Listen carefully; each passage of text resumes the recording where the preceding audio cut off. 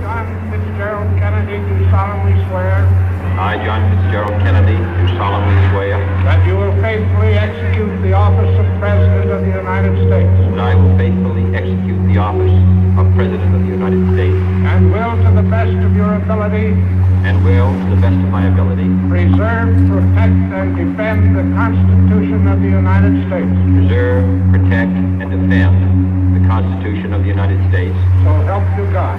So help me God.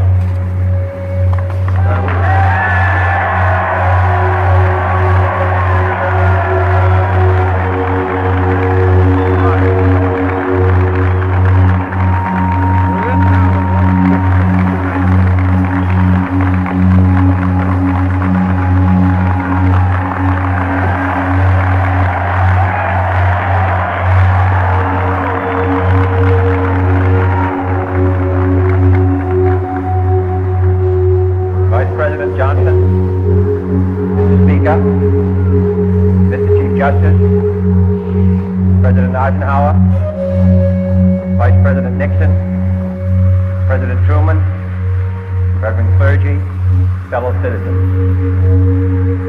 We observe today not a victory of party, but a celebration of freedom, symbolizing an end as well as a beginning, signifying renewal as well as change.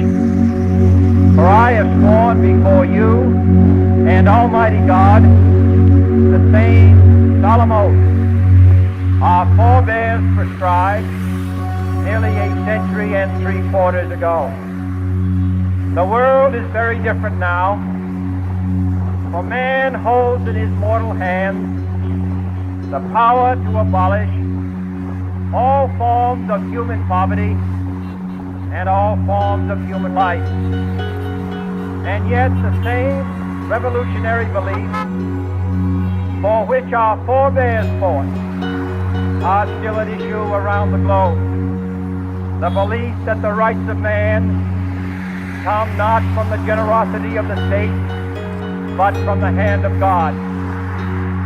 We dare not forget today that we are the heirs of that first revolution. Let the word go forth from this time and place to friend and foe alike that the torch has been passed to a new generation of Americans born in this century, tempered by war, disciplined by a hard and bitter peace, proud of our ancient heritage, and unwilling to witness or permit the slow undoing of those human rights to which this nation has always been committed and to which we are committed today at home and around the world.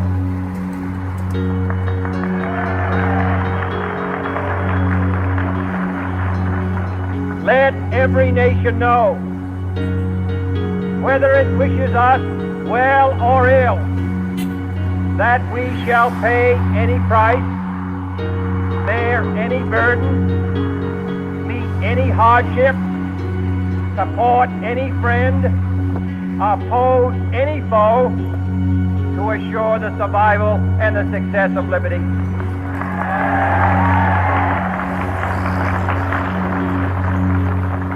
This much we pledge and more.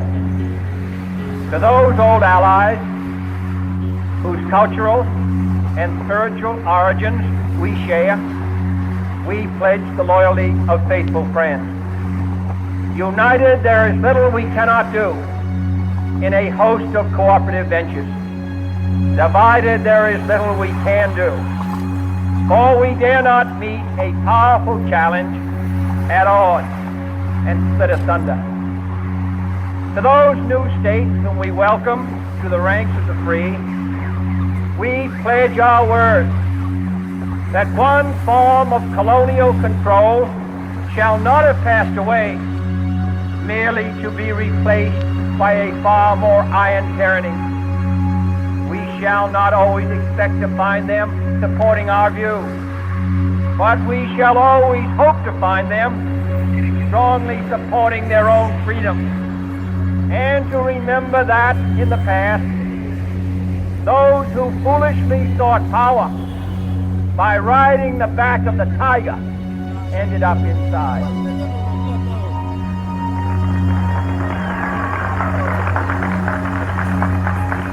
To those people in the huts and villages of half the globe, struggling to break the bonds of mass misery, we pledge our best efforts to help them help themselves for whatever period is required, not because the communists may be doing it, not because we seek their votes, but because it is right. If a free society cannot help the many who are poor, it cannot save the few who are rich.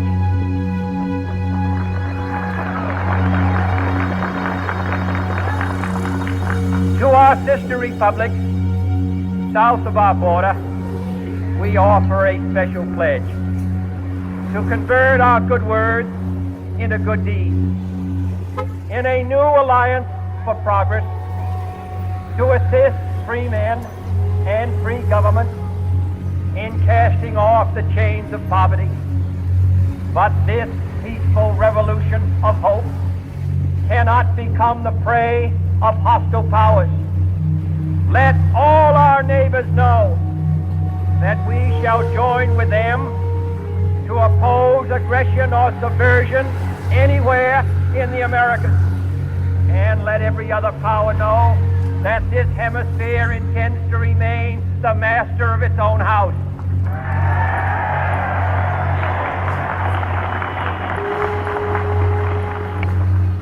To that World Assembly of Sovereign States, the United Nations, our last best hope, in an age where the instruments of war have far outpaced the instruments of peace, we renew our pledge of support to prevent it from becoming merely a forum for invective, to strengthen its shield of the new and the weak, and to enlarge the area in which its writ may run. Finally, to those nations who would make themselves our adversary, we offer not a pledge, but a request that both sides begin anew the quest for peace. Before the dark powers of destruction, unleashed by science, engulf all humanity in planned or accidental self-destruction, we dare not tempt them with weakness, for only when our arms are sufficient beyond doubt can we be certain beyond doubt that they will never be employed.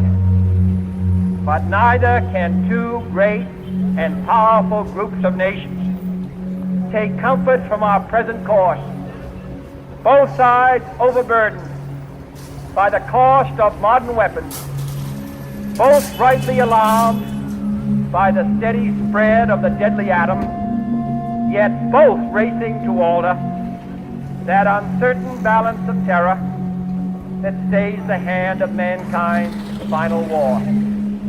So let us begin anew, remembering on both sides that civility is not a sign of weakness, and sincerity is always subject to proof.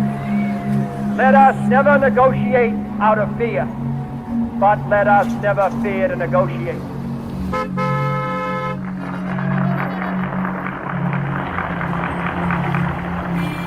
Let both sides explore what problems unite us, instead of belaboring those problems which divide us. Let both sides, for the first time, formulate serious and precise proposals for the inspection and control of arms, and bring the absolute power to destroy other nations under the absolute control of all nations.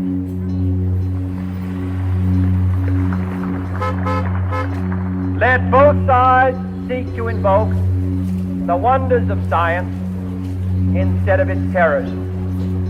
Together, let us explore the stars, conquer the desert, eradicate disease, tap the ocean depths, and encourage the arts and commerce. Let both sides unite to ease in all corners of the earth the command of Isaiah to undo the heavy burden and let the oppressed go free. And if a beachhead of cooperation may push back the jungle of suspicion, let both sides join in creating a new endeavor, not a new balance of power, but a new world of law, where the strong are just, and the weak secure, and the peace preserved. All this will not be finished in the first 100 days, nor will it be finished in the first 1,000 days, nor in the life of this administration, nor even perhaps in our lifetime on this planet. But let us begin.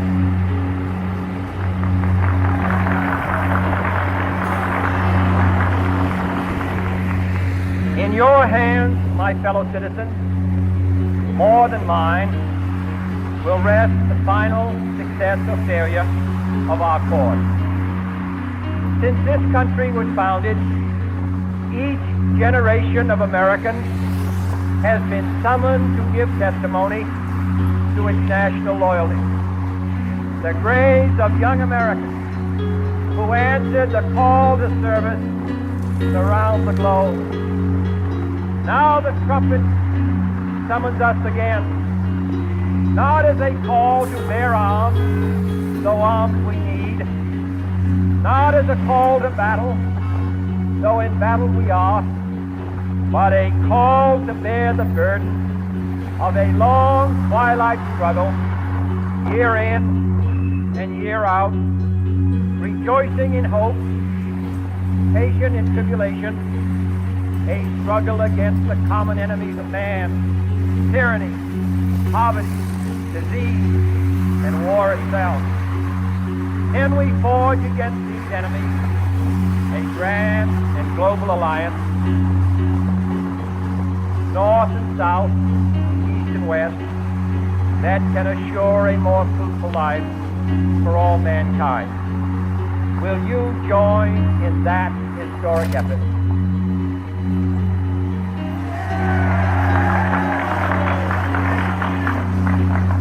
In the long history of the world, only a few generations have been granted the role of defending freedom in its hour of maximum danger. I do not shrink from this responsibility. I welcome it.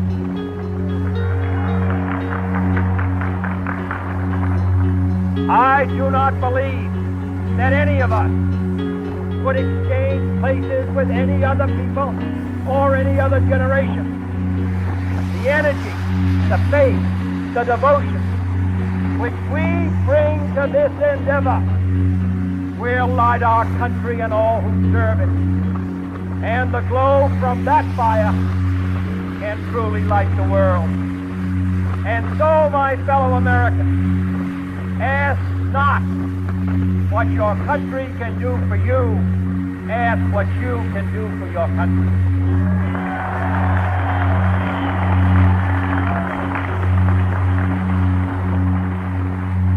My fellow citizens of the world, ask not what America will do for you, but what together we can do for the freedom of man.